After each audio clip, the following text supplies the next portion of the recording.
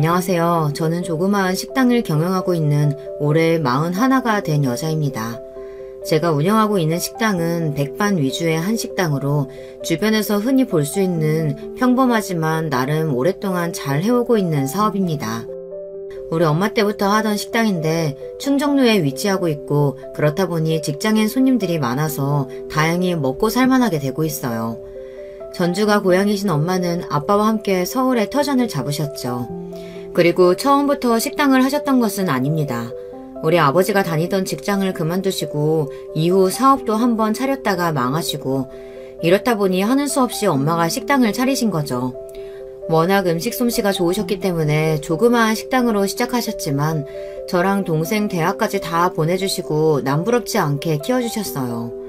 저는 공부도 잘 못하고 평범한 여학생이라 일반 4년제 대학은 못 가고 전문대학을 갔어요. 다만 우리 엄마처럼 요리에 소질이 있었기 때문에 식품조리학과를 졸업하고 나서 엄마 식당에서 일하기 시작했습니다. 제가 엄마 일을 돕고 나니 가게는 더욱 잘 되었어요. 옆에 있는 상가까지 확장해서 전보다 더 큰 식당을 하게 되었어요. 남들은 젊은 여자가 엄마 식당에 얹혀서 일한다고 손가락질 하실지 모르겠지만 저는 정말 요리가 좋았고 엄마와 함께 식당을 해서 행복했습니다. 그리고 우리 식당에서 저는 제 짝도 찾게 되었는걸요. 자주 오는 단골 회사원 중 지금의 남편이 제 눈에 들어왔습니다. 저보다 1살 어린 연하이지만 키가 훤칠하고 듬직한 남자라 호감을 갖게 되었어요. 이 남자 역시 저를 보기 위해 매일같이 식당을 찾았어요. 주말에도 우리 식당에 와서 밥을 먹는 거면 사실 말 다 한 거 아니겠어요. 그런데 이 남자 저에게 데이트 신청 한 번 안 하고 문기적대더라고요. 흘깃흘깃 눈짓으로 애정을 보내고 이미 서로 호감을 느끼고 있었는데도 답답한 나머지 결국 제가 나섰습니다. 저 부영씨랑 영화 보고 싶어요. 우리 같이 영화 볼래요? 그랬더니 이 남자 살짝 떨면서 고개만 끄덕였고 그렇게 우리는 데이트를 시작했습니다. 몇 번 만나보니 이 사람 정말 성격도 무던하고 관대하고 사람이 괜찮더라고요. 1년간의 연애 끝에 결국 결혼까지 꼴이 나게 되었습니다. 남편의 부모님은 우리 집안과 공통점이 많으셨습니다. 시부는 예전에 하시던 사업이 계속 잘 안 되시면서 시모가 직접 곰탕집을 차려서 가장 역할을 다 하셨더라고요. 지금은 시부와 시모가 함께 곰탕집을 하고 계세요. 시모는 자기 힘으로 아들 둘을 대학까지 보냈다는 사실에 자부심이 강하셔서 자주 자랑의 말씀을 하십니다. 특히 남편의 동생은 어려서부터 공부를 정말 잘했기 때문에 시모의 자랑이었대요. 이후 의대를 졸업해 대학병원에서 의사로 있는 둘째 아들은 마치 시모 자기 인생의 훈장과도 같다고 했습니다. 그렇지만 제 남편은 시동생에 비해 부족하다고 생각한 시모는 우리 남편과 시동생을 참 많이 차별했어요. 그리고 잘 다니던 직장을 그만두고 나자 남편에게 생활력이 부족하다며 심하게 구박하셨어요. 남편이 직장을 그만두고 몇 달이 되도록 다시 직장을 잡지 못하자 저는 우리 식당에 나와서 같이 일을 하면 좋겠다고 했습니다. 그랬더니 글쎄 시모가 득달같이 저에게 전화를 하셨어요. 야, 내가 내 아들들이 나처럼 식당에서 썩으라고 그 고생해서 뒷바라지 한 게 아니야. 너는 아내라는 사람이 내 아들이 더 좋은 곳에 취직하도록 도와줘야지. 너희 식당 일이라 하는 한량으로 만들려고 그러냐? 저는 우리 엄마부터 저까지 한식당에서 일하는 것이 좋고 남부끄럽지 않아요. 그런데 시모는 자기가 곰탕집을 하는 것부터 자기 아들이 식당 일 하는 것이 몹시 싫었던 모양입니다. 괜히 자기처럼 제가 남편을 무시하고 구박할까 봐서 더 저를 경계하고 못살게 굴었나 봐요. 시모는 자기가 식당에서 돈 번 것에 대한 열등감을 자신의 큰아들과 작은아들을 차별하는 것으로 푸시는 것 같았어요. 시동생은 같은 대학에서부터 사귀었던 여자와 결혼까지 하게 되었는데요. 그 결혼할 여자도 의사고 같은 안과 전문의로 대학병원에 있다고 합니다. 이런 여자와 결혼하겠다고 하는 작은아들이 시모 눈에는 더 대단해 보이고 자랑스러우셨겠죠. 그래서일까요? 시동생 상견례에서 시모의 태도는 정말이지 가관이었습니다. 저는 이 결혼이 처음부터 탐탁지 않았습니다. 혼사라는 것이 집안 간의 균형이 맞아야 하는데 말이죠. 우리 집 바깥 양반은 의사고 내 딸도 당연히 의사가 되는 줄 알고 어려서부터 우리 모두가 지원을 아끼지 않았습니다. 대치동 학원 가까이에 따로 집 사서 각종 학원이며 과외며 사교육을 쏟아부었죠. 그렇게 공부시켜서 의대에 진학하고 지금까지 키워온 겁니다. 하지만 그쪽 아드님은 완전히 다르지 않나요? 어려운 집안에서 혼자 공부해서 잘 된 거라고 들었는데. 우리 박간 양반은 젊었을 적 사업을 2번이나 말아먹어서 제가 곰탕집 차려서 식구들 먹여 살렸는데 참으로 부러운 팔자시네요, 사부인. 우리 큰애 4살 때부터 우리 어린 세원이 들쳐업고 나가서 식탁 3개 넣고 곰탕집 처음 시작했어요. 그래서 우리 작은 아들 보면 지금도 저는 짠해요. 큰애는 3살까지 젖먹였는데 우리 둘째는 1년도 채 어미젖을 못 먹였으니까요. 그래서 그런가 애가 감기에도 잘 걸리고 툭하면 배 아프다고 하고 아무튼 우리 둘째한테는 제가 죄 많은 어미예요. 하지만 이런 자리에서 저런 말씀을 하시면 저 사돈댁 앞에서 시부의 얼굴이 뭐가 되나요? 그리고 곰탕집을 해서 시동생은 잘만 자기 공부하고 의대까지 나와 제 손으로 돈 벌어서 시부모 갖다 준 적도 없었어요. 오히려 큰아들인 제 남편이 어려서부터 곰탕집 일 도우며 효자노릇을 했죠. 그래서 지난번에도 시모가 보약 다려서 서방님만 몰래 주고 우리 남편은 안 주려고 했나 봐요.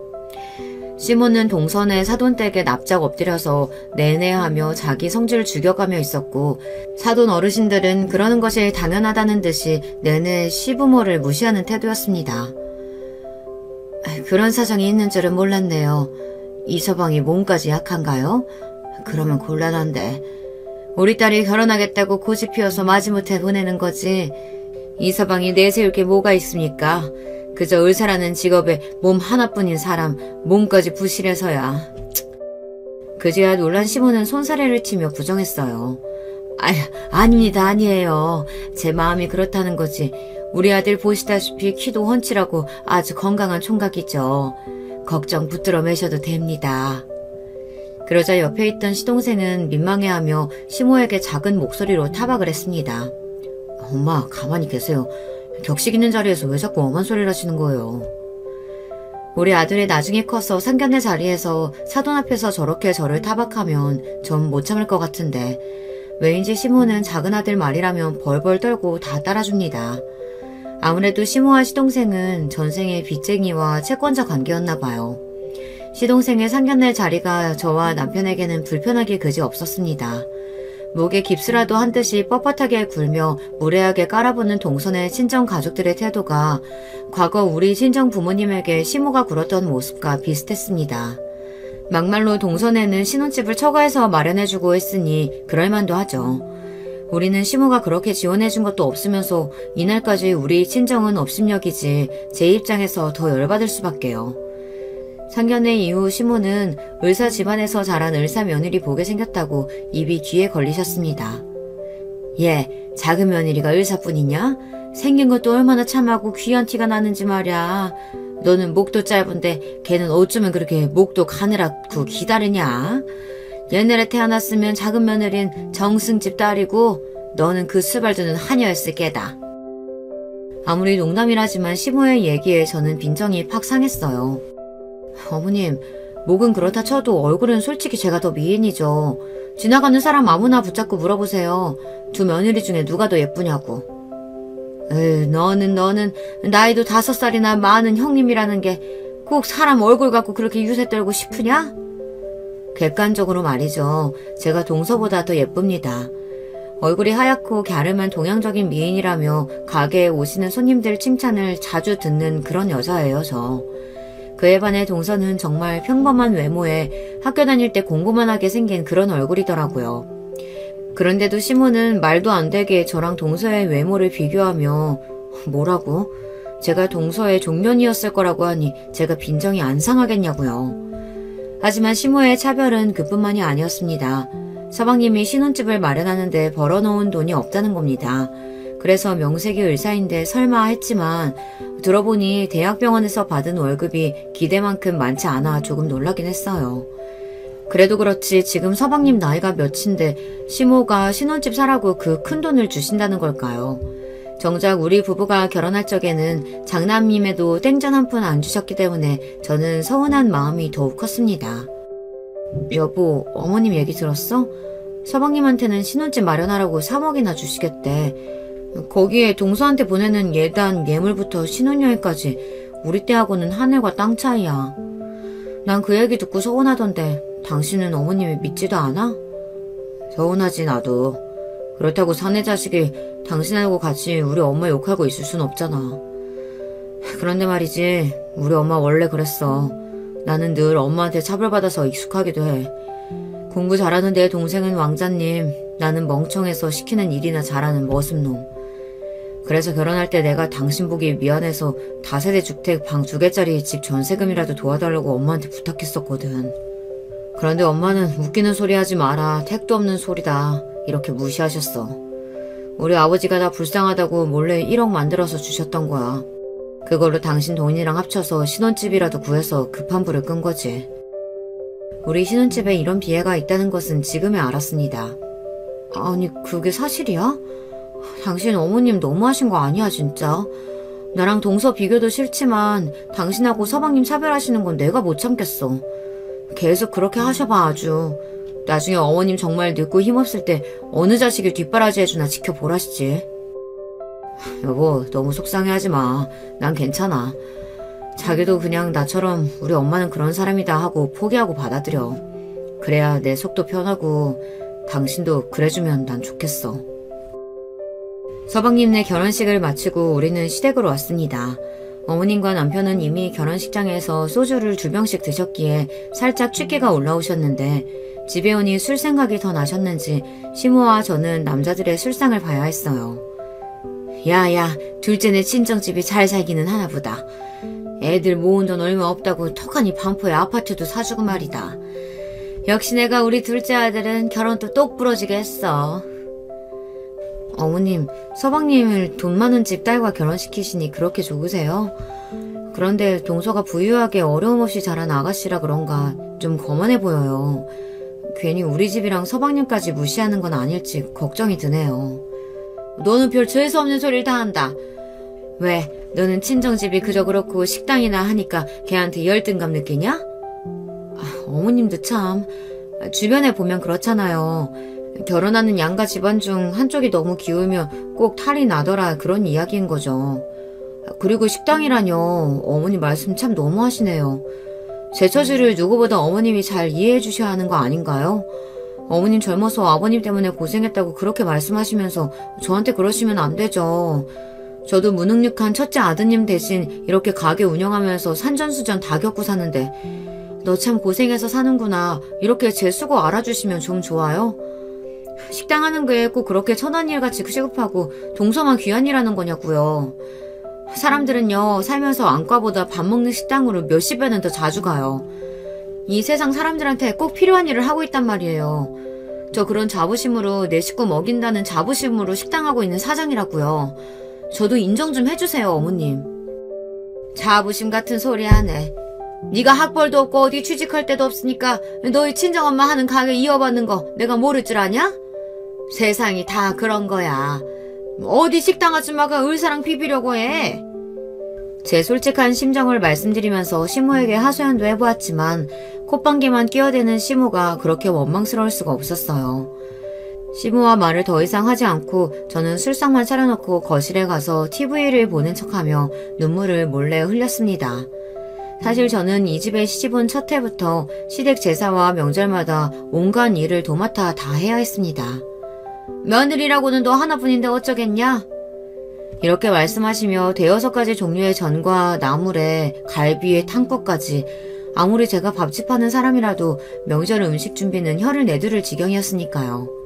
여러분도 아시죠? 젊어서부터 명절날이 오면 며느리는 허리 한번 필 새 없이 머슴처럼 일해야 하잖아요. 게다가 손님들은 어찌나 자주 오시는지 손님상 차려드리고 좀 있다가 가시면 상 치우고 설거지하고 정말이지 24시간이 부족할 지경이죠. 저는 명절이 3일씩 된다고 해도 정작 우리 친정집에 하루도 있어 본 적이 없습니다. 우선 제가 가게를 하다 보니 명절 3일을 다 쉴 수 없고 보통 이틀 정도 가게 문을 닫는데 그 이틀 동안 온통 시댁에서 일을 해야 했으니까요.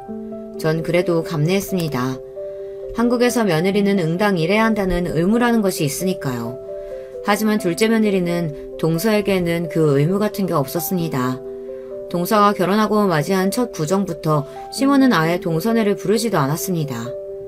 어머님, 이제 며느리 더 모셨으니 두 며느리가 합심해서 명절에 어머님 할 일이 줄어드시겠어요.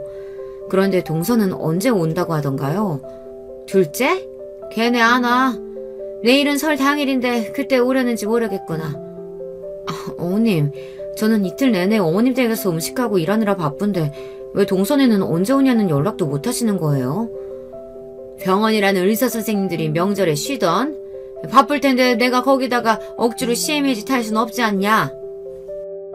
그럼 저는요? 저한테는 8년 동안이나 그렇게 부려먹고 해오셨잖아요. 결국 서방님과 동서는 구정 당일 오후 3시쯤이 돼서야 시댁에 왔습니다. 오전부터 자기 친정집 먼저 가서 있다가 시댁에 와서는 반나절이나 있었을까요. 그러고 저녁만 먹고 바로 시웅하고 자기네 집에 가버립니다. 전날부터 음식하는 것도 저고 저 사람들 먹고 가버린 상을 치우는 것도 저예요. 동서는 손님 마냥 시댁에 와서 잠시 엉덩이만 붙였다가 가버립니다. 게다가 시댁에 와서도 미안한 듯 일을 돕는 척이라도 하면 제가 뭐라고 하나요. 마치 부엌에라도 가면 큰일 날 사람처럼 서방님이랑 둘이 거실 소파에만 가만히 앉아있는 게 고작입니다. 시모랑 손익 형님 둘이서 자기한테 음식 해다 바치고 일하는데도 설거지 한번 돕겠다는 말조차 한 적이 없습니다. 의사인 동서가 시모한테 용돈이라도 많이 주냐고요? 의외로 그것도 아니었습니다. 서방님이랑 둘이 안과 차리기 전에는 잘은 몰라도 용돈 50만 원이나 들었을까요? 지난번에 시부가 친구분들이랑 전화하시면서 툴툴대시는 소리를 들었거든요. 뭐 아들놈 덕보기는 무슨, 그네보다는 용돈 안 주더라. 그나들은 매달 30만 원씩 내 용돈 몰래 챙겨주긴 하지. 작은 놈은 그렇게 매달 주는 돈도 없어. 게다가 명절에도 꼴랑 50만 원 주고 땡이더라. 우리 집 오래된 TV랑 에어컨 바꿔준 것도 첫째고 나 철마다 강원도니 남해니 여행 같이 다녀주는 것도 첫째야. 우리 첫째 아들이 효자지. 둘째 놈은 의사라고 해봐야 별거 없어. 저는 가게를 하니 마음처럼 자주 휴가를 못 내지만 여행비 한 50만 원, 80만 원씩 쥐어주고 남편 보내서 시부모님 모시고 국내 여행을 1년에 한 차례씩 보내드리고 있거든요. 받는 거 없이 동서랑 서방님을 우리보다 더 대놓고 좋아하시는 시모보다 객관적으로 봐주시고 우리 부부에게 고맙다, 예쁘다 해주시는 시부가 참 고마웠습니다. 거기에 시부가 서방님네 욕하는 걸 들으니 괜스레 제 속도 풀리고요. 하여튼 동서한테 쩔쩔매며 일 하나 안 시키는 시모가 얄미워서 참다 못해 한마디 해서 부딪힌 적도 있었습니다. 동서, 남들이 보면 며느리가 아니고 어디 큰 어르신이 오신 줄 알겠어. 부엌에도 안 들어오고 계속 거기서 그렇게 앉아있을 거면 여기 과일이라도 가져가서 깎아주면 좋겠는데. 형님, 저 어제까지 안과 시술 얼마나 많았게요. 하도 일했더니 지금 손목을 움직일 수가 없어요. 전 과일 안 먹어도 괜찮은데 아예 우리 과일 깎지 말죠. 뭐라고? 어쩌면 동서는 자기 생각만 하니? 동서만 안 먹으면 과일 깎지 말자는 게 아랫사람으로서 할 얘기야? 어머님이랑 아버님 다 계시잖아. 형수님, 저도 과일 안 좋아해요. 과일 걷고 이 사람한테 뭐라고 할 것 같으면 우리 이제 그냥 일어날게요. 수술해서 힘든 집사람한테 왜 그러세요? 엄마, 우리 이제 집에 가서 쉴게. 저런, 우리 아들 그리고 작은 애야. 아니 집에 오지 몇 시간이 됐다고 가려고 해. 형수 말은 마음에 담아두지 마라. 그네 제가 갑자기 무슨 바람이 불어서 저 난리를 피우는지 모르겠네. 둘째야, 저기 안방 침대 가서 눈 좀 붙여라. 환자들한테 을슬 피느라 얼마나 피곤하겠어. 어서 들어가서 쉬려무나. 그렇게 쩔쩔매며 서방님과 동서에게 안방을 내어두시던 시모는 저를 보고는 쌍심지를 켜며 혼내시는 게 아닙니까? 그네, 너 누가 작은애한테 과일 심부름 시키라던? 네가 형님답게 애들한테 깎아다 주면 좀 좋으냐? 큰일 하느라 힘든 동서 꼭 그렇게 부려먹어야겠어? 너나 빨리 전 데우고 갈비나 구워. 아유, 느릿느릿해가지고는. 식당 한다는 애가 손이 저렇게 야무지질 못해가지고. 아유. 이렇듯이 시모가 동서와 저를 대놓고 차별하니 점점 더 동서는 제 말은 안중에도 없고 무시하게 이르렀어요. 하긴 우리 시댁에서 동서한테 자기 주장 한마디 하는 사람은 아무도 없지만요. 그 잘나기 짝이 없는 서방님까지도 동서한테는 당해낼 수 없었으니까요. 시댁에서 상전으로 떠받드는 동서에 대한 질투심과 시모에 대한 불만은 그렇다 쳐도요. 동서가 저를 무시하는 것만은 정말 참을 수가 없었습니다. 서방님과 동서는 대학병원을 그만두고 안과를 차리기로 했어요. 개헌하면서 자기들이 모은 돈으로는 부족해서 동선의 친정집이 소유하고 있던 건물 중 한 개층을 빌려준 모양이더라고요. 병원이 초반에 비싼 장비도 사야 하고 대여하느라 돈이 부족해서 자리 잡을 때까지는 무상으로 월세도 안 받는다면서 그런 배경이 있어서인지 동서는 더더욱 어깨에 힘이 팍 들어간 것처럼 보였습니다. 무슨 공작새인 줄 알았다니까요.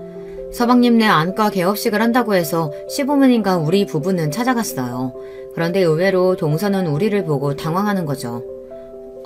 아버님, 어머님, 형님까지 여긴 어쩐 일이세요? 혹시 남편이 병원 개업식에 초청하던가요? 그럼 우리 아들이 병원이 한다는데 당연히 와서 축하해줘야지. 자, 여기 화분이다. 금전수라고 하는데 앞으로 병원에서 돈 많이 벌거라.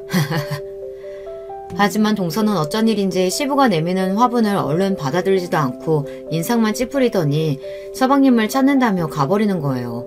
잠시 뒤 서방님이 와서 우리를 맞아주었습니다. 아니 얘, 니네 안사람 어디 안 좋은 데 있냐? 우리 보고도 못 본 척 인사도 안 받고 가버리네. 그랬어요? 내가 저 사람한테 우리 가족들 오실 거라고 말했는데 까먹은 모양이에요. 최근 들어서 병원에 들어가는 돈이 좀 많아서 아내가 받는 스트레스가 쌓여서 그래요. 이해해 주세요.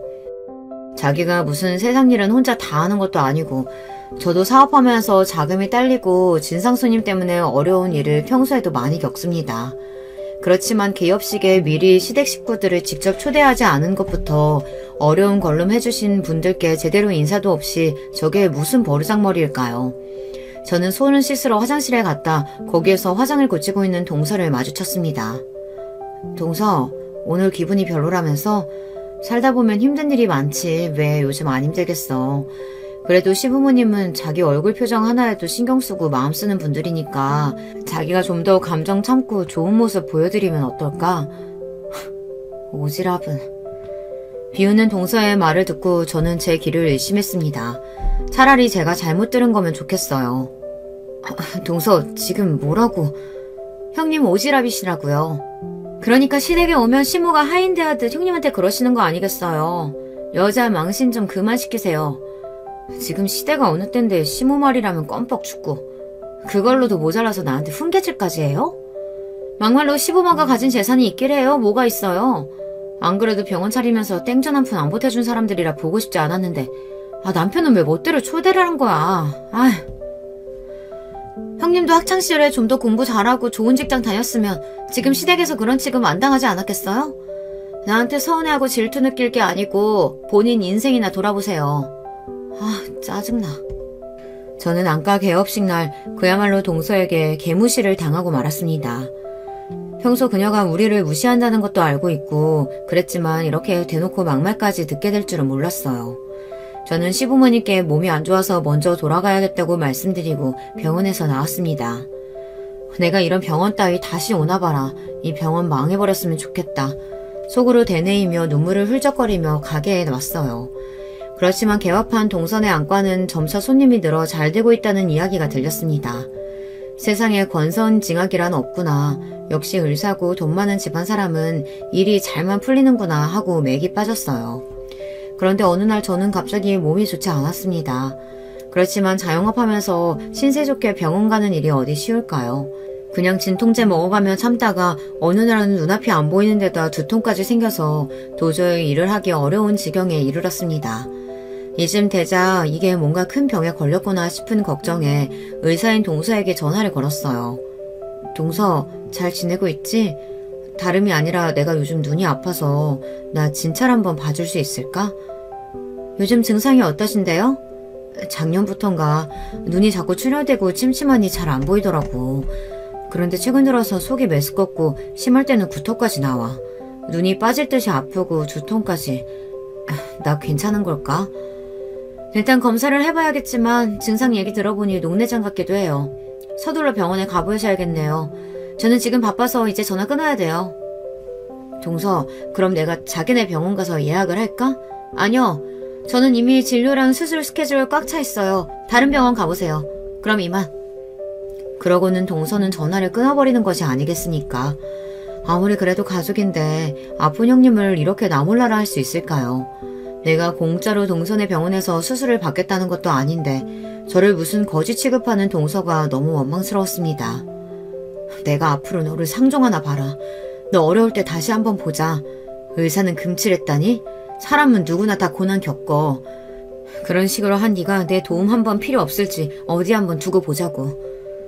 저는 속으로 이렇게 일을 가며 서러운 마음에 집에 와서 남편 앞에서 하소연을 했어요. 제 이야기를 들은 남편은 크게 놀라면서 함께 동서를 욕했습니다. 당신이 겪은 일이 사실이라고? 진짜 재수씨가 그렇게 말했어? 사람이 진짜 너무하네. 내 동생 세원이처럼 이기적인 건 진작 알고 있었지만 그 정도로 인간이 못돼 먹은지는. 나도 이제 재수씨 우리 가족으로 생각 안 해. 못된 것 같으니라고. 우리 엄마 아빠 이 일 알고 계셔? 내가 확 일러 바칠까? 여보, 참 어머님이 당신 편 들겠다. 우리 어머님 한두 번 겪어요. 세상 무너져도 당신 둘째 아들 며느리만 옳다 하고 감쌀 분들이야. 나 괜히 상처에 소금 얹기 싫어요. 지금 이렇게 서러울 때 어머님이 동선에 편들면서 그럼 나 더 우라통 터질 것 같아. 당신 부모님께 아무 소리 말아요. 저도 결혼한 지 10년이 넘었으니 사람도 볼 줄 알고 이럴 때 어떻게 처신해야 할지 느낌이 딱 오더군요. 그리고 뒤이어 일어난 충격적인 사건을 겪으니 이때 제 판단이 옳았음을 알게 됩니다. 또 하나의 뒷목을 잡을 만한 사건, 지금 이야기를 풀어볼게요. 제가 다른 안과 병원에서 검사를 기다리는데 시모에게 전화가 왔습니다. 너 조금 있다가 우리 가게에 좀 들러라. 우리 거래처 정육 사장이 아주 특별한 한우뼈 구해줬는데 이거 따로 푹 구워가지고 먹여야겠으니까 말이야. 어머님, 제가 몸이 안 좋아서 지금 병원에 있어요. 병원? 너 어디 많이 아프냐? 그게 눈이 안 좋아서요. 지금 검사 중이니까 나중에 결과 나오면 말씀드릴게요. 눈이 안 보이면 돋보기 안경 쓰면 되는 거지. 그게 무슨 별일이라고 가게 영업시간에 병원까지 가 있냐 너는. 너희 가게는 어쩌고? 어머님, 제가 오죽하면 병원에 왔겠어요. 그냥 안 보이는 수준이 아니라 심각한 증상이 있으니 그러는 거죠. 언제 제가 가게 비우는 거 보셨어요? 저 몸살나도 감기약 먹고 가게 나와서 앓는 사람이에요. 지금 우재 아빠가 가게 보고 있으니까 걱정하지 마세요. 그럼 우리 작은 아들 내 병원 간 거냐? 이럴 때 보면 집안에 의사 있는 게 그렇게 남들이 불효할 일이지. 아니요. 동서가 자기 바쁘다고 저 진료 안 해준대요. 부담스러우니 다른 병원 가라대요. 그런데요. 어머님이 사고 노리는데 제가 꼭 필요하신 거예요? 시모는 제가 동선의 병원에서 거부당한 일을 듣고도 동서가 잘못했다거나 미안해하는 기색이 하나 없는 겁니다. 역시 남편 말 맞다나 동선의 잘못 이야기해봐야 제 입만 아플 일이었다니까요. 그럼 내가 요즘 더위를 먹어서 그런가 가게에서 일하는 것도 힘들어가지고 직원 하나 더 써서 있어. 그 돈 아까워 죽겠구만. 요즘 자꾸 어지럽고 기운이 하나도 없다. 그러니 네가 와서 sak을 좀 우리렴. 요즘 같은 날씨에 그냥 두면 이 귀한 거 다 썩어 문드러져. 병원에서 더 이상 시모와 싸울 기력도 없었습니다. 그냥 알겠다고 하고 전화를 끊었어요. 안 질환 검사를 마치고 의사와 진료 상담을 하게 됐습니다. 그동안 환자분께서 시야가 뿌옇고 거의 잘 안 보이셨을 텐데 너무 늦게 오셨네요. 이미 이 정도 상태시면 일상생활 많이 어려우셨을 텐데요. 검사 결과 환자분 왼쪽 눈의 녹내장이 상당히 진행된 것 같아요. 이대로는 실명까지 갈 수 있습니다. 최대한 빨리 약물과 레이저 치료 받으셔야 돼요. 이걸로도 안 되면 녹내장 수술을 받으셔야 하고요. 내가 실명까지 이를 수 있다니 의사의 진단을 받고 충격으로 터덜터덜 식당에 돌아왔습니다. 식당하면서 우리 가족들 건사하느라 제 몸 하나 챙기지 못하고 그렇게 지낸 세월이 참 억울하기만 하더군요. 병원에 다녀온 제가 세상 다 산 사람 마냥 축 처지고 핏기 하나 없으니 남편은 몹시 걱정이 되었던 모양입니다. 여보, 병원에서 뭐라고 해? 당신 심각한 병 걸린 거야? 여보, 나 녹내장이래. 심각한 상태라서 눈이 안 보이게 될 수도 있대. 나 무서워. 남편은 저를 안아주며 불안해하지 말라고 위로해 주었어요. 바보 같은 소리 하지 마. 내가 당신 눈 낫게 할 거야. 빨리 치료랑 수술 받으면 당신 젊으니까 싹 나을 수 있어. 걱정하지 마. 그때였습니다. 시모가 저를 찾는 전화가 또 울렸어요. 야, 너는 병원 나와서 바로 우리 가게 들리겠다는 애가 왜 함흥차 사냐? 도대체 언제 올 거야? 시모는 지금 상황도 모르고 절 재촉하자 남편은 시모에게 제 병을 알리고 저에게 그렇게 막 하지 말라고 한마디 하려던 참이었어요. 하지만 저는 그런 남편을 조용히 말렸습니다. 여보, 내가 나중에 조용히 말씀드릴게. 지금 갑자기 들으시면 놀라실 테니. 어머님, 이제 갈게요. 조금만 기다리세요. 버스에 내려서 시모 곰탕집에 걸어가는 길에 가뜩이나 두통과 안구통이 몰려오고 날씨까지 너무 더워 참 힘들었습니다. 그리고 제가 곰탕집에 들어서자마자 시모는 제 얼굴이나 안색도 제대로 보지 않고 바로 사고를 오리라며 가게 뒤편 가마솥으로 데려갔어요. 아니 빨리 고아야 한데도 얘가 왜 이렇게 민기적대? 이 뼈들 핏물 2번 빼고 여기 가마솥에 넣고 잘 저어가면서 지켜봐야 한다? 중간중간 불순물 같은 거 떠오르면 건져내는 거 잊지 말고. 정성이야 정성. 어서 시작해. 그때부터 저는 이 더운 여름 날씨에 펄펄 끓는 가마솥을 곁에서 사고를 우리기 시작했어요. 어지럽고 쓰러질 것 같았지만 참아내면서 시모가 시킨 일을 하고 있었죠. 그렇지만 그렇게 한 지 6시간이 지나자 제 몸의 상태가 정말 안 좋아진 겁니다. 저녁 먹으라며 국밥 하나 말아서 갖다주는 시모에게 저는 간청했어요. 어머님, 제가 몸이 안 좋아서 그러는데 사골 우리는 거 그만하면 안 될까요? 저희한테 안 주셔도 괜찮으니 우리던 육수는 가게 곰탕에서 쓰셔도 될 것 같아요. 얘가 무슨 소리야? 내가 언제 그 사골 넣어준다 그랬냐? 어디서 김치국을 마셔? 그거 진짜 다시 없을 좋은 한우뼈라서 겨우 사정해서 정육 사장한테 얻어낸 거야. 몸 약한 우리 작은 아들하고 며느리 몸보신 시켜야 돼. 이 더위에 병원에서 진료 보느라 얼마나 힘들겠냐? 뭐라고요? 아니 어머님, 그럼 이 사골은 동선해 줄 건데 저보고 24시간 동안 이 더위에서 사골 우리라고 하신 거였어요? 제가 병원 다녀와서 이렇게 힘들어하는데도요? 너랑 큰애는 튼튼한 애들이잖냐. 어디 조금 아프다고 괜히 병원 가서 돈 쓰고 와놓고선 시애미 옆에서 꾀병 부리지 마라. 안 통해. 꾀병이라고요? 시원한 에어컨 나오는 병원에서 일하는 작은 며느리는 안타깝고 이 더운 가마솥 옆에서 일하는 큰 며느리는 꾀병이라뇨. 저는 몇 시간 동안 쪼그려 앉았다 화를 참을 수 없어 갑자기 일어나는 순간 머리가 핑하고 돌며 주변이 흐릿해지더니 그대로 쓰러지고 말았습니다. 어느덧 눈을 떠보니 제가 병원 응급실에 와 있었던 거예요. 곁에는 제 손을 잡고 하도 울어서 눈이 퉁퉁 부어있는 남편이 보였습니다. 여보, 이제 정신 들어? 당신 쓰러져서 구급차에 실려서 여기 온 거야. 기억나? 도대체 어떻게 된 거야? 나 결국 쓰러졌던 거구나. 어머님이 나한테 24시간 동안 사골을 우려서 동선에 갖다 줘야 한다고. 나보고 꾀병 부리지 말라면서 억지를 시켜셔서 그래서 내가 그만. 지금 이 더위에 동생네 해준다고 당신을 그렇게 부리셨다고? 게다가 엄마가 그렇게까지 막말을 했단 말이야? 남편이 어찌나 소리를 크게 쳤는지 응급실 내 사람들이 모두 쳐다볼 지경이었어요. 여보, 소리 낮춰. 진정이 좀 해봐. 아니, 나 진정 못해. 더 이상 못 참아. 내 와이프 건들면 엄마도 나한테 죽어. 그렇게 남편은 이성을 잃고 병원 밖으로 뛰쳐나갔습니다. 늘 사람 좋은 웃음 짓고 남에게 싫은 소리 한 번 못하던 그런 남자였습니다. 그렇게 분노에 찬 모습은 진짜 처음 보았죠. 그러고 뛰쳐나간 남편이 어떻게 했는지 뒤에 일은 다녀온 남편의 입을 통해 듣게 되었습니다. 남편이 곰탕집으로 달려가니 시무는 제가 우리고 있던 곰탕 가마솥 옆에서 공을 들이고 있었답니다. 그 모습에 화가 난 남편은 가마솥을 발로 걷어차서 모두 바닥에 쏟아지게 만들었죠. 이깟 사골 때문에 내 와이프 쓰러진 거 몰라요? 그런데 엄마는 엄마가 안준 애도 없는 둘째가 뭐가 이쁘다고 이걸 하고 있어. 아이고 그거 이 아까운 거, 이 귀한 것을, 이놈아! 시모는 화가 나서 남편을 빗자루로 마구 때렸대요. 참다 못한 남편은 시모의 빗자루를 빼앗아 바닥에 패대기 치고 말했습니다. 엄마, 난 앞으로 엄마 아들 안 할랍니다.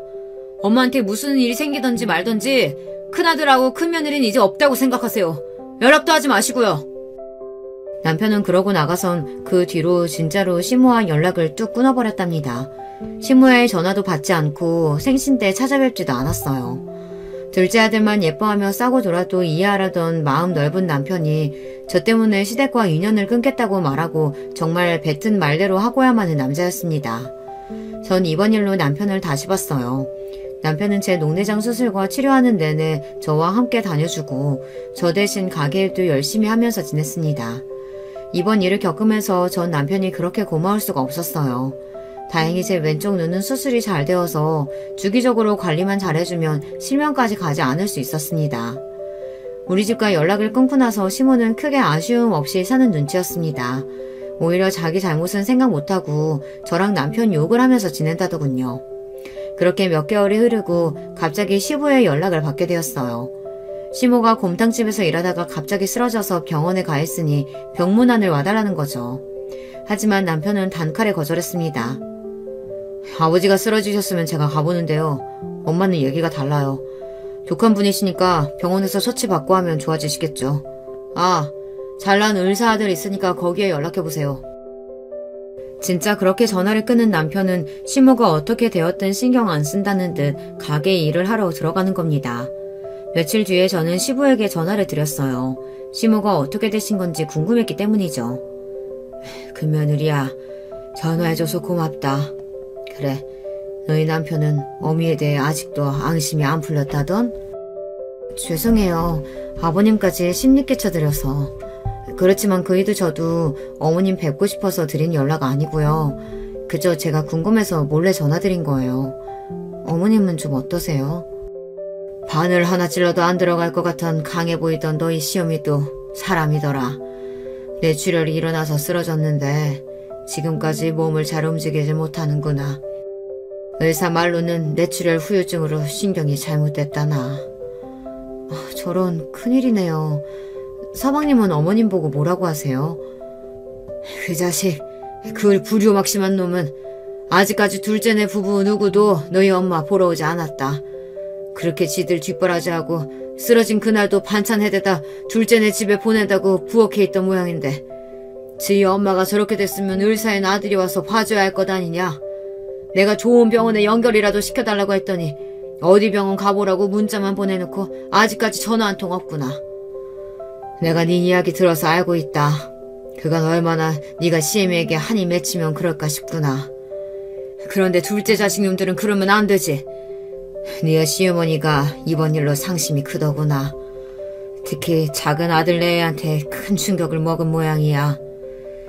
시모가 생각보다 큰 병에 걸리신 것도 그렇지만 이런 상황에서도 서방님과 동서가 모른 채 하다니 정말 인간 말종이네요.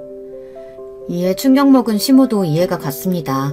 하지만 그렇다고 해서 제가 시모를 챙겨주겠다는 마음은 전혀 들지 않았습니다. 그러게 잘해주던 첫째네 차별 좀 덜하시고 가슴에 대문만 박지 않았어도 지금 얼마나 남편이며 저며 병간호를 잘해드렸을지 시모는 이제 자식 누구 의지 하나 할 데 없이 안타까운 신세가 되셨죠. 그리고 한 2달쯤 지났을까요? 갑자기 서방님이 우리 가게에 찾아오셨습니다. 가게 하는 자기 엄마나 우리 남편을 창피하다면서 가게에 발걸음도 잘 안 하던 사람이었습니다. 그런 사람이 연락도 없이 갑자기 찾아오니 당연히 놀랄 수밖에요. 아니, 세훈이 네가 웬일로 우리 가게까지 왔냐? 형, 그리고 형수님 잘 지내셨죠? 우리 정말 오랜만에 뵙네요. 얘기 들었습니다. 우리 아내가 형수님께 실수를 했다고. 녹내장 수술 하셨어요? 저라도 살펴드렸어야 했는데 정말 죄송합니다. 그러셨군요. 다행히 수술 잘했고 많이 좋아졌어요. 그런데 무슨 일 있으세요? 얼굴이 많이 상하셨네요. 식사 안 하셨으면 밥부터 드시죠. 저는 서방님이 뭔가 심상치 않음을 느끼고 주방에 들어가서 이것저것 좋은 반찬들을 챙겨 한 상 차려 서방님께 드렸습니다. 어서 한 술이라도 뜨세요. 며칠 굶으신 것 같은데 사람이 밥심이 있어야 무슨 일이든 하죠. 저는 그간 서방님께 대한 좋은 감정은 없었습니다. 하지만 시모나 동서나 모두 정말 기가 세고 못된 여자들 속에서 서방님이 길을 제대로 못 펴고 살아왔던 것은 어렴풋이 짐작하고 있었어요. 허겁지겁 밥을 먹는 서방님을 보니 동정심마저 들었습니다. 형수님, 그간 제가 잘해드린 거 하나 없는데 정말 감사합니다. 밥 정말 맛있어요. 이렇게 누군가 정성스럽게 차려준 집밥 먹은 지가 얼마만인지. 저 방금 이혼하고 법원 다녀오는 길입니다. 갑자기 이혼이라니 뜻밖의 소식에 저와 남편은 너무 놀라 서방님의 이야기를 가만히 듣고만 있었어요. 서방님은 그간 자신이 겪은 일이며 못내 털어놓지 못했던 감정들을 우리 앞에서 오랫동안 풀어내고 있었습니다. 우리 아내가 아시다시피 자기 자신만 아는 사람이에요. 저한테도 그랬죠. 없는 집에서 의사된 개촌에서 난 용 같은 신세라고. 자기랑 자기 친정에 잘하지 않으면 바로 아웃이라면서 참 눈치 보게 만들었습니다. 그 사람이 우리 집에 못하는 것도 다 그래서 참아주고 넘어간 거예요. 형수님 일 나중에 듣고도 제가 얼마나 그 사람한테 화를 냈는지 몰라요. 그렇지만 저는 병원도 그 사람 덕에 하는 거였고요. 집도 처갓곳이고 도통 제가 할 수 있는 게 없이 자유라는 것도 없었어요. 그러다가 엄마가 쓰러지셨다는 소식 듣고 찾아뵙고 도움도 드리고 싶었는데 아내가 병원이 엄청 바쁜데 그런 데에 신경 쓸 시간 없다고 저를 다그치더군요. 이건 아니지 않습니까? 다른 사람도 아니고 우리 엄마가 쓰러지셨는데요. 그래서 아내와 그 후로 사사건건 부딪히고 싸우고 저도 감정이 폭발하고 말았죠. 그러다가 이혼 서류에 도장까지 찍게 된 겁니다. 서방님의 이야기를 들어보니 미처 제가 생각지도 못한 속내와 어려움이 많았더군요. 동서만큼 못돼서가 아니라 서방님도 어쩔 수 없이 방관하고 있었던 거예요. 그리고 이혼까지 가다니 정말 대단한 용기였습니다. 왜냐하면 제가 알기론 순수익만 한 달에 5천만 원 이상 나오는 잘 되는 안과를 그만두기가 쉽지 않잖아요. 게다가 의사면서 돈 많은 처갓집도 포기해야 하고 살고 있던 강남의 아파트에서도 당장 나와야 했을 테니까요. 잘했다. 너 그 여자 계속 살았으면 네 명에 못 죽었을 거야. 남편은 서방님이 이혼을 잘했다며 격려해주고 같이 소주를 마시며 그간의 많은 이야기를 했어요. 원래 어려서는 남편과 서방님 사이가 좋았다고 해요. 그런데 서방님이 학창시절 전교 1등만 하다가 의대까지 가면서 점점 시모는 대놓고 남편을 차별해 둘 사이가 어색해진 거죠. 그리고 각자 결혼해서 살면서 오해가 많이 쌓였지만 그래도 형제간의 인연은 끈끈한 법이니까요. 이렇게 둘은 서로에 대한 진심을 터놓고 나니 전처럼 의좋게 잘 지내고 있습니다. 서방님은 안과를 그만두고 나서 다른 안과에서 페이닥터로 많은 월급을 받으며 혼자 살고 있어요. 그리고 시모를 뵈러 가끔씩 시댁에 들린다고 해요. 시모는 지금 병원에서 퇴원하고 나서 집에 계시면서 시부와 입주 간병인의 도움을 받으며 겨우 지내고 계신다네요. 곰탕집은 시부 혼자 하시기 힘들어 처분하시려는 계획이세요. 얼마 전엔 저에게 곰탕집 인수를 권하셨지만 제가 지금 한식당에 곰탕집까지 하기는 무리거든요. 그렇지만 남편이 맡아서 하는 방법도 있었기 때문에 남편은 생각을 좀 해보겠다며 시모 대신 남편이 곰탕집에 가서 가게를 하고 있습니다. 저랑 같이 식당을 해왔고 어려서부터 곰탕집 일을 해본 남편은 역시나 잘 맡아서 하리라 믿고 있지만요. 그렇지만 여전히 남편은 시모를 만나는 것은 거부하고 있습니다. 남편이 곰탕집까지 맡게 되면서 우리 부부는 돈도 훨씬 많이 벌며 잘 지내고 있던 와중 최근에 정말 기쁜 소식을 듣게 되었어요. 그 소식은 바로 동선의 안과 병원이 망해버린 것이죠. 서방님이 이혼하면서 그만두고 나자 동서 혼자 운영했지만 능력 역부족이었나 보죠. 병원의 환자가 눈에 띄게 줄기 시작한 겁니다. 단골 환자들은 입을 모아서 싸가지 없는 여의사 말고 잘생긴 남자 원장 어디 갔어? 라고 했다네요. 역시 인성 바가지에 싸가지 없는 건 어디에 가도 표가 나는 법인가 보죠. 요즘은 개업한 의사들이 예전처럼 콧대 놓고 불친절하면 팔이 날리기 십상이거든요. 결국 동서 혼자 운영하던 안과는 적자만 기록하다 결국 망했다고 하네요. 월세 안 받던 동선의 아버지도 뭐에 화가 나선지 2년 동안 기다려줬으면 할 만큼 했다면서 병원 빼서 나가라고 새로 월세에 800원짜리 가게를 받겠다고 말이죠.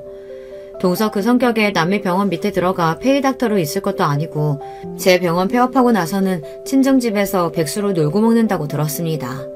저는 그 소식을 듣자마자 동서에게 문자를 보냈어요. 동서, 오랜만이야. 소식은 들었어. 혼자 병원 하기는 무리였는지 금방 폐업했다며?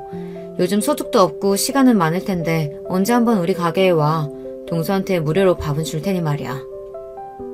아, 문자를 보내고 나니 몇 년 동안 동서에게 당해서 생긴 채증이 씻겨가는 듯 했어요. 정말로 통쾌했습니다. 많이 배우고 의사하면 뭐합니까? 친정에 돈이 많으면 뭐해요. 지금 이혼녀에 자식 하나 없이 집에서 백수로 있는 신세인걸요. 그리고 시모도 늘 저를 무시하고 막대하더니 남편이 연을 딱 끊고 나니 예전처럼 아무 때고 불러내서 하인 부릴 듯 하시지 않았어요. 가끔 드리는 안부 전화만으로도 너무나 반기시며 말씀도 좋게 해주십니다.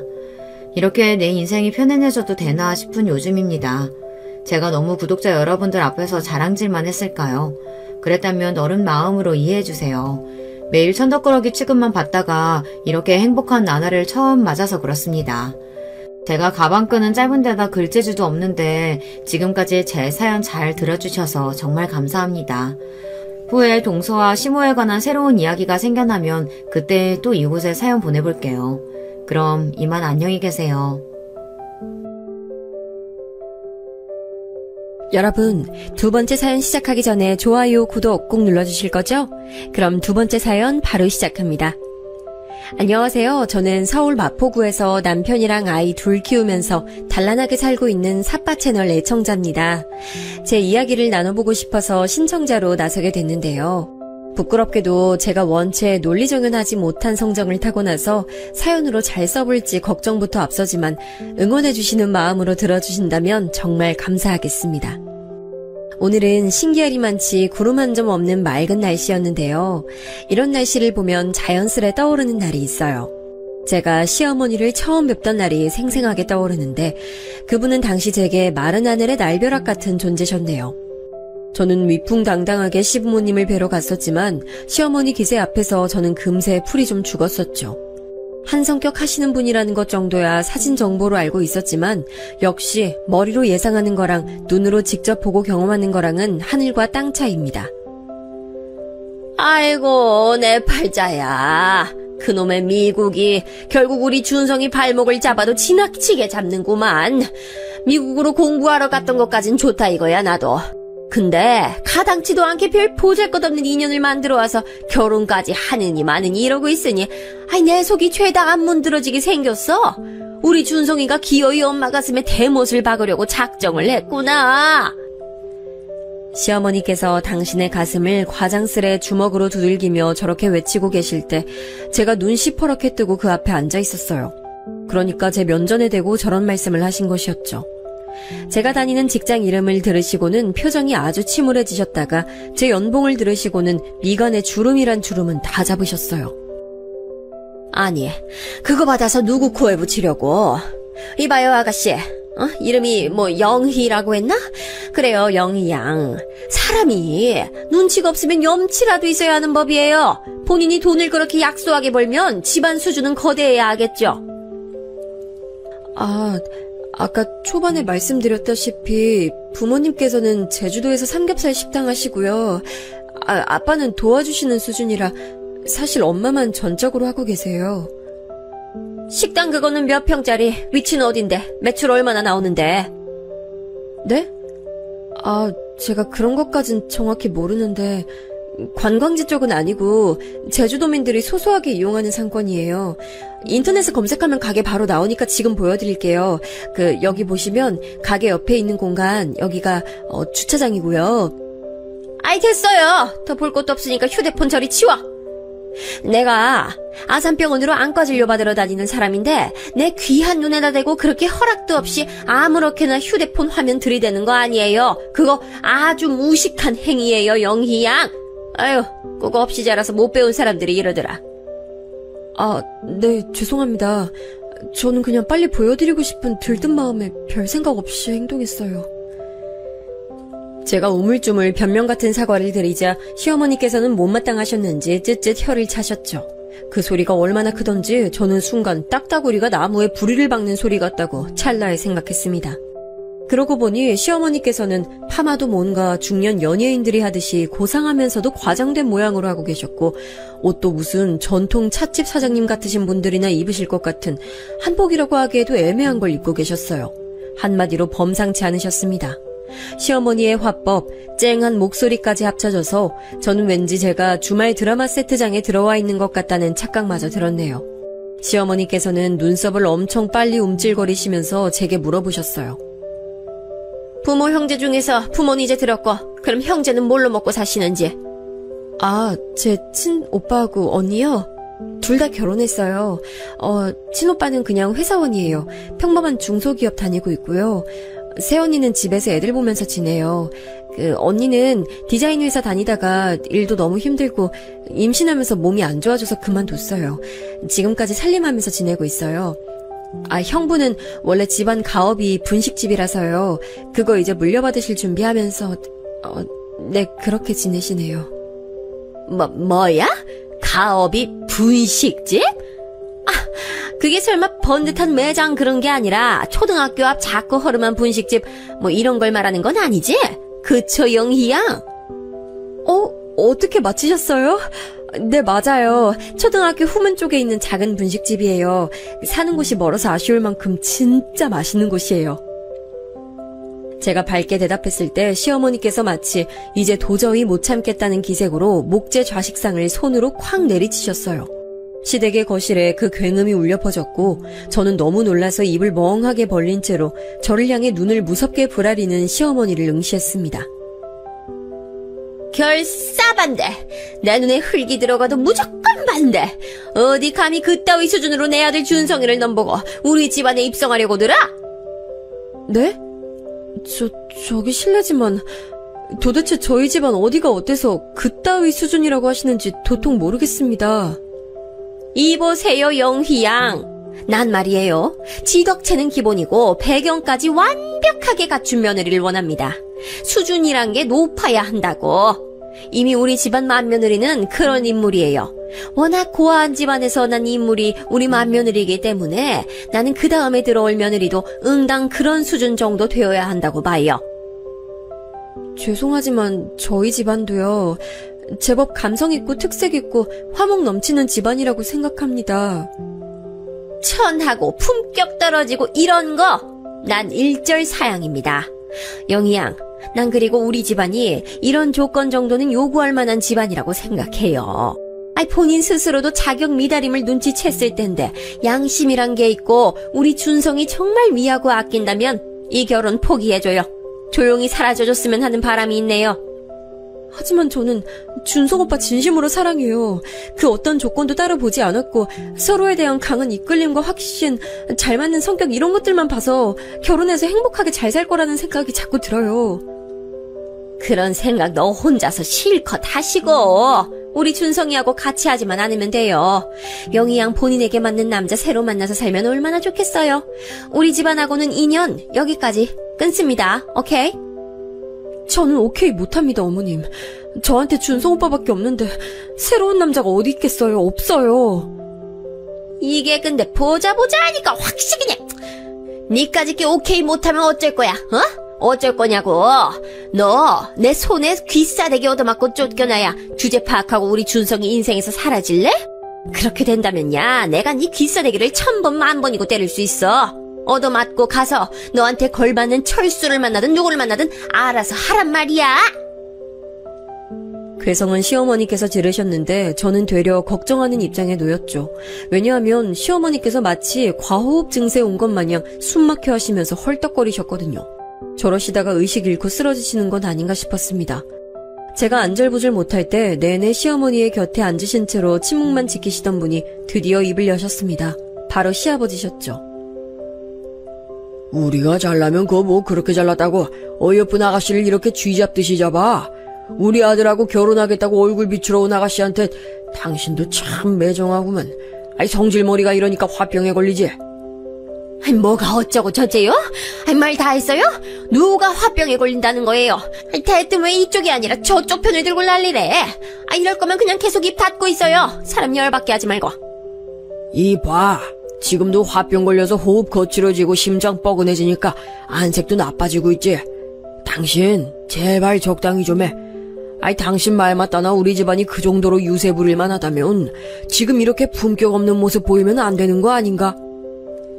시아버지께서 나긋나긋한 말투로 엄청난 일침을 날리셨고 시어머니께서는 그 즉시 뒷목을 잡으셨습니다. 도저히 이 자리에 더 못 있겠다 하시면서 방으로 들어가겠다 하셨고요. 제가 부축해드리려고 했는데 엄청나게 살벌한 시어머니 눈빛을 마주하고서 포기했습니다. 어색해진 상황에서 저도 그냥 이제 일어나 보려고 하는데 시아버지께서 그때 제게 넌지시 이런 말씀을 건네셨어요. 내 생각엔 말입니다. 부부란 서로 상호 보완작용을 하면서 살아야 하는 법이에요. 너만 잘났냐? 나도 잘났다. 이러면서 살면 골치 아픕니다. 차라리 한쪽이 부족하고 어설프고 이런 경우가 나아요. 하여간 남은 평생을 함께 살아가는 걸 반드시 내다보고 결혼이라는 걸 해야 하는 거예요. 난 그런 측면에서 아가씨가 우리 작은 아들하고 결혼 짝으로는 아주 잘 맞을 것 같아요. 내 생각은 그렇다는 거고, 아가씨가 오늘 이후로 생각이 달라져서 결혼이 안 하고 싶어졌다, 이렇게 나오면 붙잡을 도리는 없네요. 그건 분명 저를 향한 적극적인 찬성이었어요. 갑자기 든든한 찬성파 지원군을 맞이한 것에 저는 너무 기분이 들뜬 나머지 시아버지께 아무 대답도 못 해드렸고요. 대신 시댁을 나오던 길에 남편을 바로 마주쳤을 때는 정확하게 제 생각을 전달했네요. 참고로 원래는 당연하게도 남편하고 둘이 시댁에 인사드리러 가려던 계획이었어요. 근데 남편이 아침 일찍 서울 근교에 볼 일이 있어서 나갔다가 돌아오는 도로에서 하도 차가 막혀서 갇혀있던 거죠. 6중 추돌 교통사고가 크게 났다는데 이건 거의 천재지변이었으니까요. 그래서 하는 수 없이 저 혼자라도 용감하고 씩씩하게 기다리고 계실 시부모님 실망시켜드릴 수 없어서 시댁에 갔었던 겁니다. 네가 문자도 안 보고 전화도 안 받아서 걱정했어. 우리 부모님하고 대화는 다 한 거야? 어때? 괜찮았어? 어떻게 됐어? 내가 휴대폰을 무음으로 설정해놔서 못 봤나 봐. 대화가 잘 되진 않았는데 우리가 결혼은 할 수 있을 것 같아. 난 어찌됐든 오빠하고 결혼하고 싶은 마음에 변함없고 그러기만 하면 결혼은 어떻게든 따라오게 돼 있는 것 같더라고. 정말? 진심이야? 감동이다.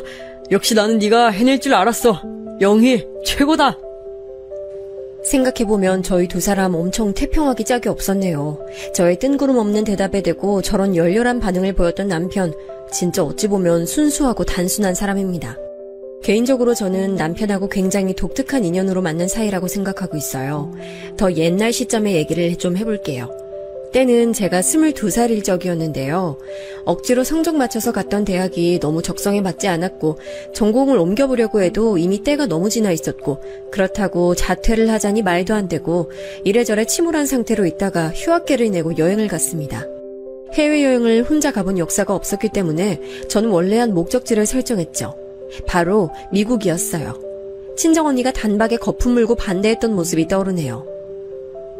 야, 서영이, 너 진짜 미친 거 아니야? 여자애가 혼자 어딜 가겠다는 거야? 미국? 너 무슨 미국이 비행기만 타면 능사의 나라인 줄 알아? 내가 너를 여태까지 학교 다니기 힘들다고 징징거리는 것도 측은한 마음으로 봐줬고 혼자 해외여행 경험 쌓고 싶다길래 내가 이것도 흔쾌히 동의했는데 미국은 진짜 아니지.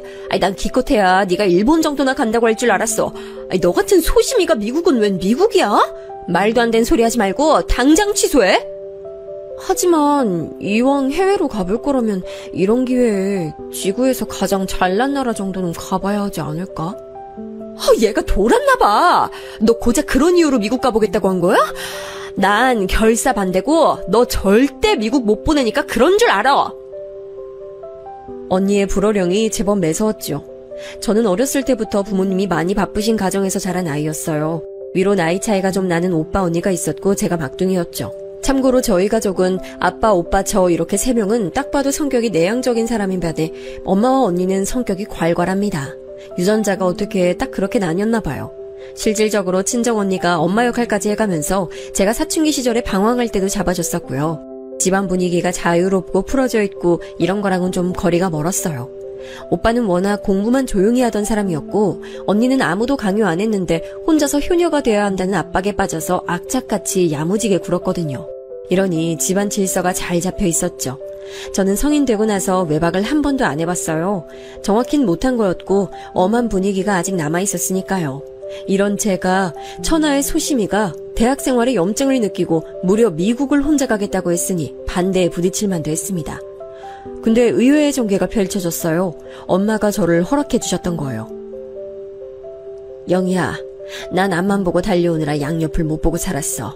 딱 앞만 보고 미친 듯이 뛰는 경주마 있지? 그렇게 산 것 같아. 뒤를 돌아볼 여유조차 없는 사람이었지. 난 우리 막둥이 영희가 이런 나하고는 다르게 살았으면 좋겠어.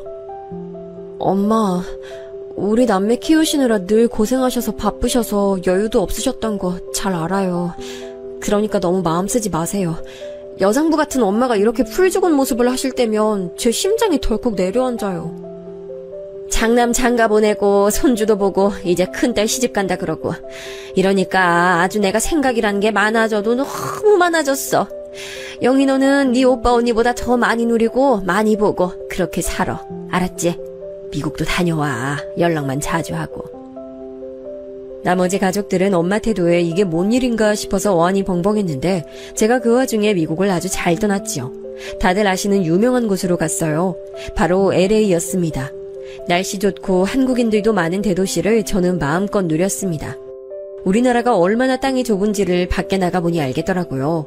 제 안에 새로운 세상마저 열린 감각이었어요. LA 안에서만 여행하기로 정해졌지만 용기가 생긴 저는 일탈을 했습니다.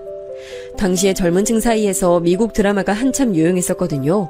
각종 범죄를 과학수사 기법으로 밝히는 드라마가 특히 인기였는데 배경이 된 도시 중 하나가 라스베가스였어요. LA와 근거리였죠. 그리고 바로 이 라스베가스로 가기 위해 공항에 갔던 때였는데요. 세상에 아직 출발 시간 전인데도 게이트로 가보니까 비행기가 없는 게 아니겠어요? 이거 큰일 났다 싶어서 발을 동동 구르고 있는데 지나가던 어떤 남자가 그런 저를 발견하곤 다가왔어요. 제가 혼잣말로 어떻게 라고 중얼거렸기 때문이죠. 그 남자도 한국인이었거든요.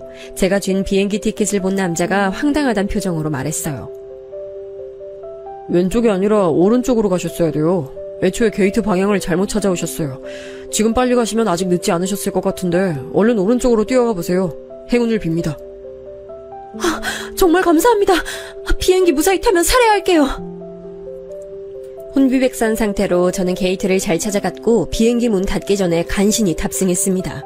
겁도 없이 떠난 라스베가스에서 저는 기념품을 잔뜩 샀죠.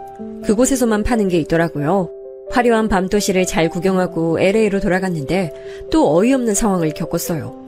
기념품 산 걸 넣어둔 크로스백을 LA 공항에서 잃어버렸습니다. 눈물이 글썽해서 제가 어설픈 영어로 공항 직원에게 경위를 설명했습니다. 손짓 발짓 다 섞어가며 설명했는데 이 공항 직원이 눈치가 없는지 영 못 알아들었어요. 답답해서 아주 소심이었는데도 욱하면서 크게 외쳤죠. 그린백! 그린백이라고! 아, 진짜 미치겠네. 기념품 인형들 들어있는 초록색 가방이라는 거. 설명하고 싶은데 어떻게 더 설명해야 되는 거야. 그린백, 스몰! 저기요. 혹시 그린백에 노란 줄무늬도 있지 않아요? 저 그거 좀 전에 카페에서 본 것 같은데? 그때 기적처럼 지나가던 어떤 사람이 제 얘기를 듣곤 그렇게 알려준 거예요. 안도의 눈물을 글썽이며 그 사람을 따라 공항 카페로 갔습니다. 바닥에 떨어진 걸 공항 카페 직원이 발견해서 카운터 위에 둔 상태였어요. 다른 사람이 아니라 직원이 주어서 다행이네요. 알려주셔서 감사합니다. 덕분에 온전히 찾았어요. 제가 살해하겠습니다. 살해를 하겠다고요? 그러고 보니까 저번에도 저한테 살해하겠다 해놓고 영영 사라지신 분 아니에요?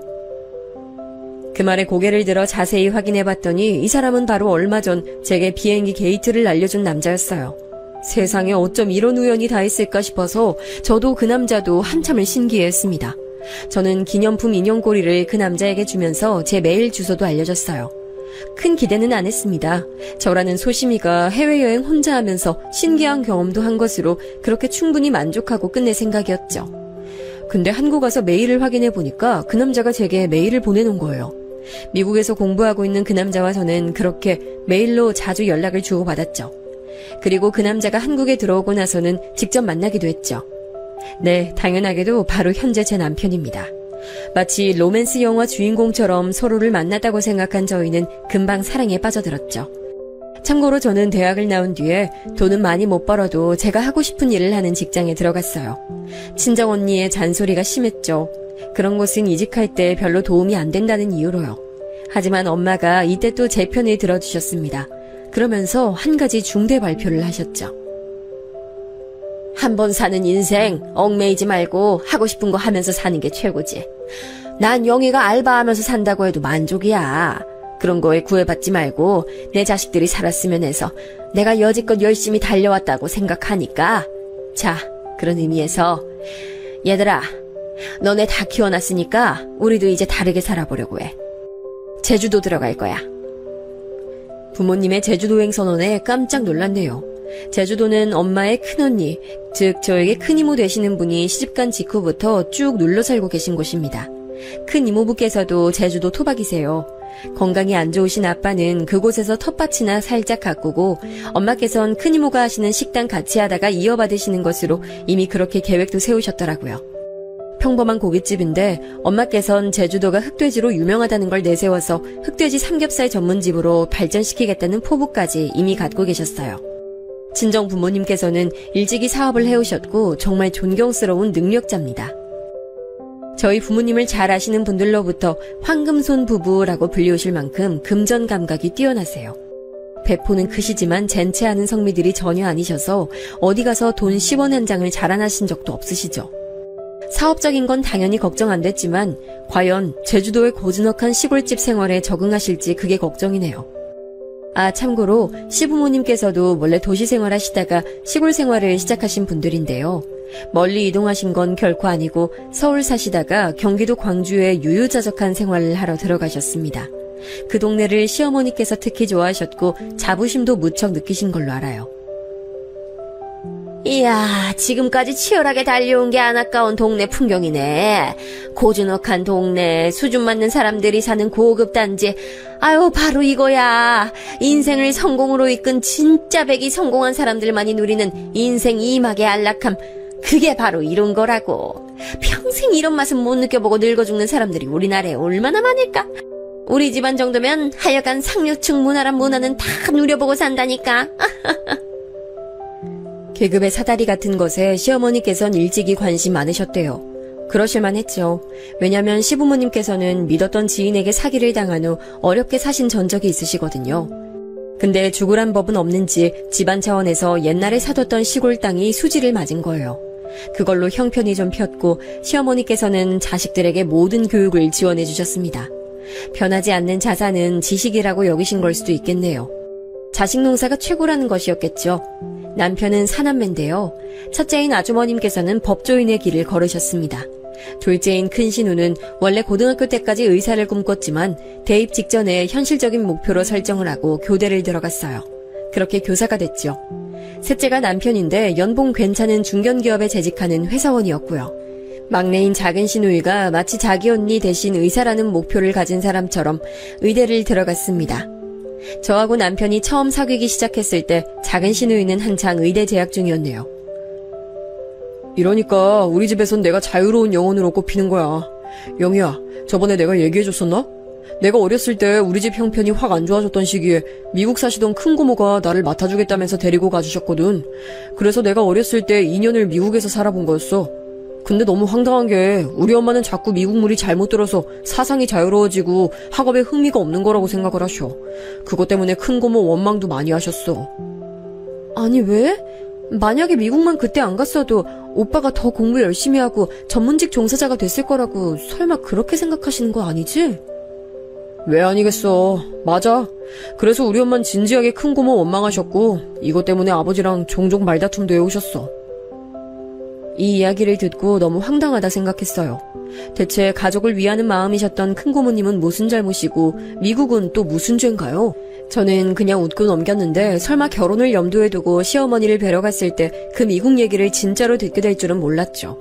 남편이 대학교 때 미국으로 교환학생 갔다가 저를 만난 거였으니 시어머니 입장에선 미국이란 씹어먹어도 시원찮을 나라였을지도 모르겠습니다. 시어머니께서는 제 면전에 대고 결사 반대를 외치셨던 분이었지만 결국 저와 남편이 결혼으로 가는 길을 막진 못하셨어요. 저와 남편이 꼭 결혼 상대를 서로여야만 한다고 강력 주장했던 게 단연코 1순위 사유였고요. 그 다음으론 시아버지께서 저희를 지지해 주시면서 허락해 주신 게 유효하게 작용했습니다. 차마 대놓고 제 이런 짐작을 꺼내어 볼 곳은 없었습니다만 드센 시어머니 때문에 시아버지께서 그간 골머리를 많이 알아오신 듯 했어요. 자식 농사를 줄줄이 성공시키신 자부심 때문에 시어머니께서 유세를 많이 부려오신 모양이었죠. 그런 시아버지의 눈에는 저라는 사람이 무척 무난하고 좋아 보이셨나 보더라고요. 제가 남편보다 직업도 연봉도 부족한데 그런 것 따위 전혀 신경 안 쓰셨거든요. 그리고 또 저희 부부가 결혼하기 전에 아주 공교로운 일이 벌어졌습니다.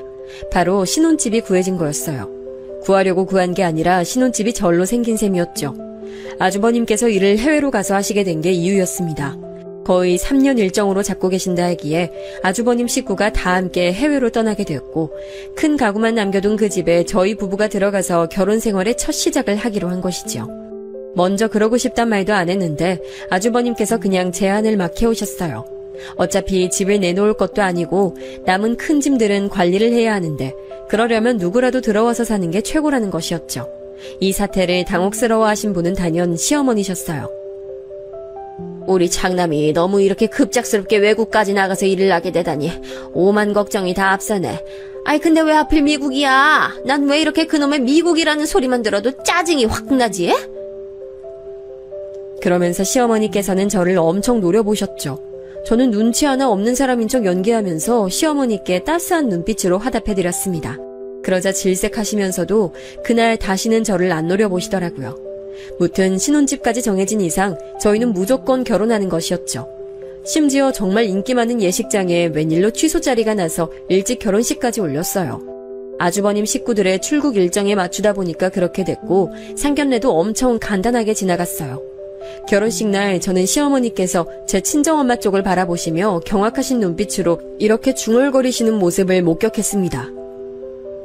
도대체 머리를 어디서 해온 거야?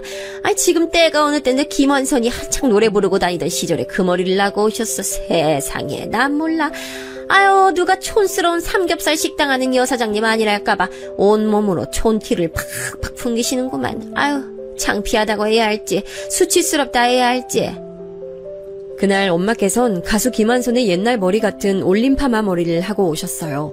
근데 중요한 건 엄마께서 그런 스타일을 정말 좋아하실 뿐더러 굉장히 잘 어울리셨다는 거죠. 너무 잘 어울려서 오히려 머리가 그렇게 튄다는 느낌이 없을 정도였어요. 하지만 시어머니께서는 저희 엄마를 향해 이미 색안경을 끼신 상태였기 때문에 엄청 안이 꼽게 보셨습니다. 그리고 그날 또 소소한 일화가 하나 있었죠. 엄마께서 결혼식에서 만나는 가까운 지인이나 친척분들에게 주시려고 제주도에서부터 흑돼지 고기를 공수해 오셨어요. 생고기를 진공 포장한 것이었고요. 본식 순서가 모두 끝나고 나서 엄마께선 그걸 손수 몇몇 분들에게 나눠주셨습니다. 그러면서 시어머니를 향해 인사를 건네셨죠. 사부인, 영희 얘기 듣자니 고기 로스는 다 좋아하신다면서요. 사부인 특별히 챙겨드리려고 양 많이 진공 포장한 것도 챙겨왔어요. 이거 구워 드시면 정말 맛있을 거예요. 숙성이 아주 제대로 됐거든요. 아이고 뭐 이런 걸 다 주고 그러세요. 고기는 마트 가면 1년 365일 살 수 있는 걸 굳이 이렇게 보냉 가방에 바리바리 넣어서 가져오실 필요가 있으셨을까 싶네요. 무튼 주신다니까 감사히 챙겨가겠습니다. 맛있게 먹을게요. 보냉 가방의 맨 아래에 있던 것을 챙기던 시어머니께서 돌연 헛구역질을 하셨어요. 이유는 보냉 가방 위로 한 겹 더 포장하듯 둘러맨 보자기 천이 있었는데요. 그게 새 제품이어서 섬유 자체의 냄새가 크게 나고 있었는데 돼지고기 냄새와 혼합되면서 시어머니 비위를 건드렸나 봐요. 아니 그러길래 애초에 왜 이런 걸 들고 와서 나눠주고 그래요? 여기가 무슨 도떼기 시장 정육점인 줄 아세요? 아유 품격 없어. 시어머니는 금세 짜증을 내셨는데 말투가 너무 신경질적이고 목소리가 격양돼 있어서 듣는 사람이 무안할 정도였어요. 그런데 엄마께서는 옅게 웃어 보이시는 게 다였습니다. 제가 생각이 짧아서 민폐를 끼쳤네요. 죄송합니다. 정중하게 사과를 하셨는데 황당하게도 시어머니는 바로 이게 마음에 안 드신 모양이었어요. 억척스러운 거 다 알고 있는데 세련된 척하면서 바로 사과하는 건 또 뭐야? 나처럼 급 높은 사람 흉내내는 것 같아서 은근히 기분이 안 좋네. 분명 혼잣말이었지만 겨냥 상대가 제 엄마임을 알아차린 저는 시어머니는 정말 이상한 신분이니까 결혼 생활에서 되도록 최대한 접점 하나 안 만드는 게 최선이라는 결론에 도달했습니다. 이걸 지키고 살았어요. 시댁엔 웬만하면 얼씬하지 않았고 절대 혼자 방문하는 일은 없었습니다. 남편이 중간 역할을 잘해주기도 했고요. 덕분에 버텼네요. 그러던 어느 날 작은 신우가 결혼한다는 소식이 들려왔는데요. 결혼 상대는 국내 굴지의 대기업에 재직 중이고 집안에 고학력자들이 굉장히 많다는 정도로만 저는 소개를 들었습니다. 시부모님께서 무척 그 상대를 마음에 들어 하셨고 특히나 시어머니께서 쌍수를 들고 반기셨다는 후문이었네요. 사는 곳이 가깝지도 않고 작은 시누이가 워낙 바쁘게 사는 인물이기도 해서 그간 접점이 너무 없었는데 결혼한다길래 그때부터 카톡으로 연락을 꽤 주고받았네요. 잘은 몰라도 결혼하기로 한 상대가 작은 시누이는 무척 마음에 든 모양이었어요. 사람이 잘난 체 하는 것도 전혀 없고 책임감도 강하고 엄청 진중한 스타일이에요. 집에서 장남이라 그런가 봐요. 집안 분위기도 너무 화목하고 서로 아껴주길래 그거 보고 제가 이 남자 절대 놓치면 안 되겠다 싶어서 먼저 결혼하자고 졸랐어요. 어머, 그랬던 거였어요? 아가씨가 그러면 그 집안 맏며느리 되는 건데 막내로 살아온 입장으로 혹시 부담스럽거나 걱정되진 않으세요? 그런 거 전혀 염려 안 될 정도였다면 아가씨가 진짜 많이 사랑하는 사람 찾으신 거세요. 너무 축하해요. 결혼식장은 호텔로 제가 알아보고 있는 거 아시죠? 멋진 결혼식 올려서 다들 좋은 시간 보내실 수 있도록 그렇게 해볼게요. 행복한 결혼을 앞둬서 그런지 작은 시누이에게서 밝은 에너지가 뿜어져 나오더라고요. 너무 보기 좋았어요. 멋진 결혼 상대 만난 것에 대한 축하의 마음이 쏟아났죠. 그런데 시어머니께서 은근 찬물을 끼얹으시더라고요. 아유, 자식 넷 중에 딱 하나만 유별나게 결혼을 좀 수준 뒤떨어지게 했는데 이런 걸 두고 바로 오게티라고 하는 거겠지. 이래서 삶이라 완벽할 수 없다고 하는 걸 거야. 어머님, 제가 첨언을 드려보자면요. 화목한 수준이 높다면 그 결혼은 누구보다 성공한 게 아닐까요? 수준의 정의를 어디에 두느냐에 따라서 많은 게 달라진다 생각해요. 생긴 것만 보면 유들유들하니 순하게 생겨가지고 목소리도 얌전할 것 같은데 말을 100개만 하면 쓸데없이 줄줄 흘러나오니 너도 참 매번 한숨 나오게 만드는구나. 아유, 넷 중에 딱 하나 그 아쉬운 결혼이 두고두고 이렇게 후회될 줄 알았다면 기를 쓰고 말렸을 것을. 그 정도로 많이 아쉬우세요? 하지만 어머님, 제가 잘 알진 못하지만 아주버님께서는 일을 사랑하시는 것만큼 가정을 아끼시는 분이세요. 그러니까 아주버님 너그러이 봐주세요. 너 지금 뭔 헛소리를 하는 거야? 우리 장남은 왜 들먹거려 갑자기? 네? 어머님께서 자꾸 아쉬운 결혼 어쩌고 하시는 게 아주버님 얘기잖아요. 미국 엄청 싫어하시는데 지금 미국 가서 아직도 안 돌아오고 계시니까요. 아니. 수준 높은 집안 여자하고 잘 결혼한 우리 장남 말고 작은 아들, 돼지 비린내 퍽퍽 풍기는 집안 여자, 너랑 결혼한 우리 아들 준성이! 시어머니께선 격분해서 말씀을 끊어 뱉으시더니 이내 뒷목을 잡으셨어요. 하여간 다혈질이었죠. 저는 모른 척 자리를 떴고 이런 제 태도가 시어머니 심기를 자꾸 건드려댔나 봐요. 웬만하면 남편에게 다이렉트로 말씀 안 하시는 시어머니께서 하루는 전화를 다 하셨습니다. 걔는 애가 왜 그렇게 말도 못 알아쳐먹고 은은하게 싸가지까지 없니? 응? 걔 너한테도 그러지? 아유, 하여간에 무식해가지고 엄마는 우리 춘성이만 생각하면 마음이 아파. 마음이 막 찢어져. 더 잘나고 멋진 여자 우리 춘성이는 충분히 골라 잡아서 결혼할 수 있었는데. 엄마, 그런 얘긴 왜 하세요? 저 결혼해서 잘 살고 있어요. 나도 알아. 아는데 불쑥불쑥 아쉬운 마음이 드는 거 이건 어쩔 수 없는 부모 마음이야. 너도 이 다음에 네 자식 결혼한다고 하면 그때 가서 내 마음 다 이해할 거야.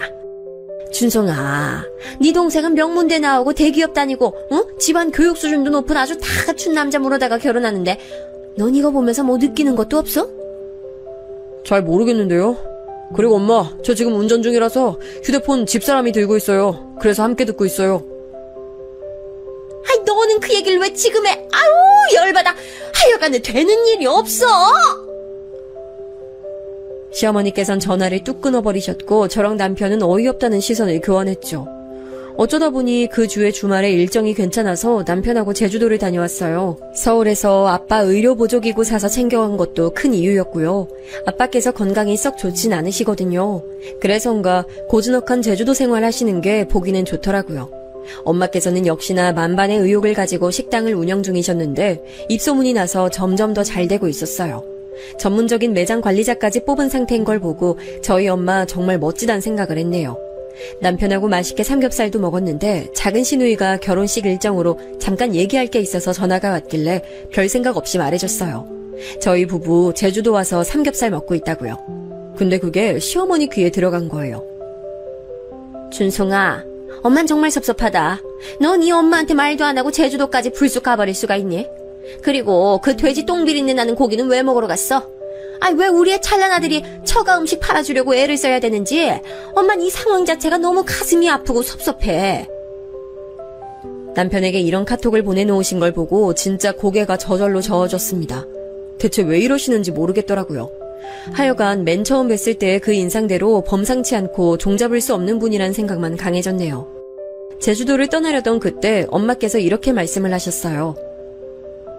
사돈처녀가 결혼식 문제로 상의하려고 전화했었던 거야? 결혼식 날짜가 언제라니? 너희 아빠하고 병원 때문에 곧 서울 갈 일이 있을 것 같은데 날짜 맞으면 보러 가려고. 엄마 호텔 결혼식 구경 다니는 거 전에 좋아했죠? 결혼식 호텔에서 하기로 했어요.